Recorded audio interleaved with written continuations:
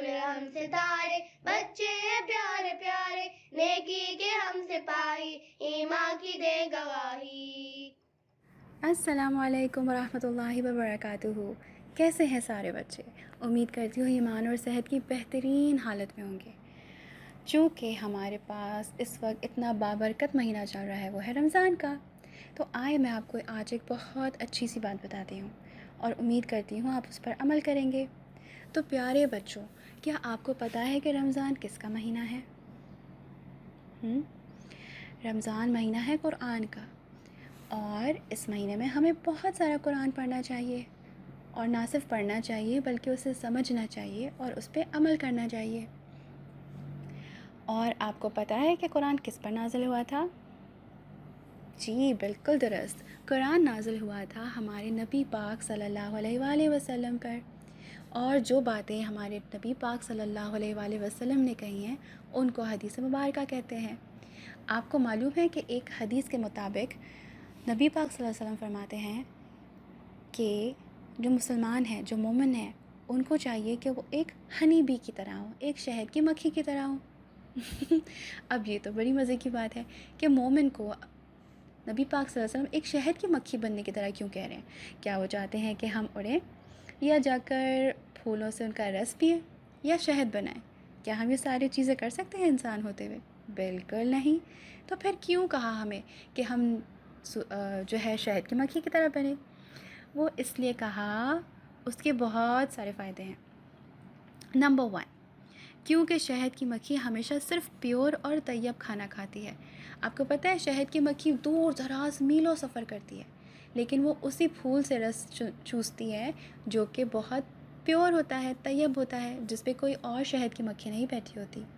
دوسری ریزن وہ یہ ہے کہ جب بھی وہ کسی پھول کی پتی پہ بیٹھتی ہے، آپ دیکھیں پھول کتنا نازک ہوتا ہے، لیکن شہد کی مکھی تھوڑی سی وزن میں زیادہ ہوتی ہے، لیکن جب بھی وہ کسی پھول پر اس کا رس چوسنے کے لیے بیٹھتی ہے، آپ کو پتہ ہے وہ اسے بالکل بھی ہرٹ نہیں کرتی، اسے بالکل بھی درد نہیں ہونے دیتی۔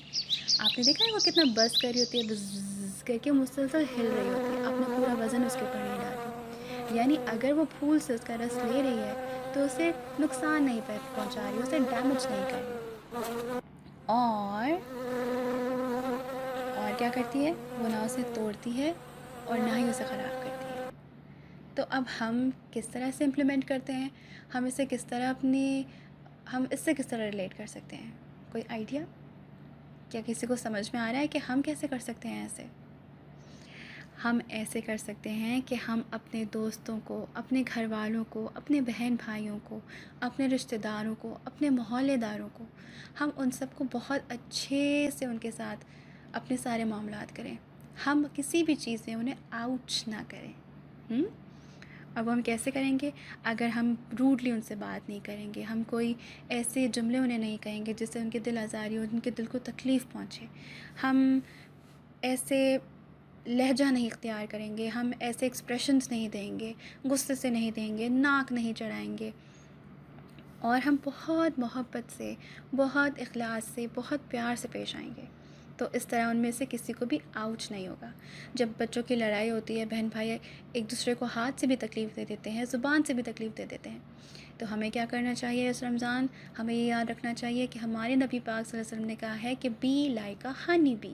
تو اس رمضان میں اپنے آپ سے وعدہ کرتا ہوں یا کرتی ہوں کہ میں بالکل اس احادیث پہ پوری اتروں گا یا اتروں گی۔ میں اپنے کسی بھی ریلیشن میں آؤچ نہیں کرنے دوں گی۔ اگر میں کسی سے کوئی چیز لے رہی ہوں، کیونکہ ہم گھر میں رہتے ہیں، ہم ایک دوسرے سے کوئی نہ کوئی ہمارے معاملات ہوتے ہیں نا، ہم کبھی اپنے بھائی سے کچھ شیئر کرتے ہیں، کبھی کوئی اریزر شیئر کرتے ہیں، کبھی کوئی پینسل شیئر کرتے ہیں، تو ہم اسے لیتے ہوئے اور وہ معاملات کرتے ہوئے بالکل بھی آؤچ نہیں کریں گے، آرام سے لیں گے، آرام سے دیں گے، اور بہت نرمی سے بات کریں گے۔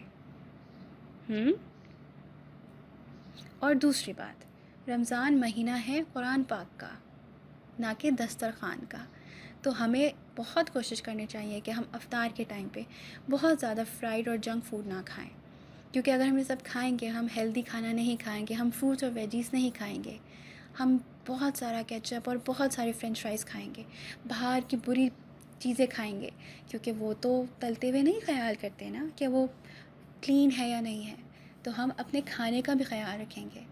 کیونکہ ہنی بھی اپنے کھانے کا بہت خیال رکھتی ہے، وہ طیب اور پیور پھول کے اوپر جا کر بیٹھتی ہے. تو ہم بھی اپنے کھانے کا خیال کریں گے اور ہم اپنے رویے کا، اپنے معاملات کا خیال کریں گے کہ ہم کسی سے بھی بدتمیزی سے بات نہ کریں، اسپیشلی اپنے بڑوں سے اور اپنے چھوٹوں سے بھی، کیونکہ چھوٹوں کے اوپر تو پھر روب جماتے ہوئے ہم کافی اس طرح کی باتیں کر دیتے ہیں. تو ماما بابا کا، گھر والوں کا روزہ ہوتا ہے تو ہمیں خیال رکھنا چاہیے. میں امید کرتی ہوں آپ کو یہ بات بہت پسند آئی ہوگی اور اسے آپ اپنے عمل میں بالکل لے کر آئیں گے.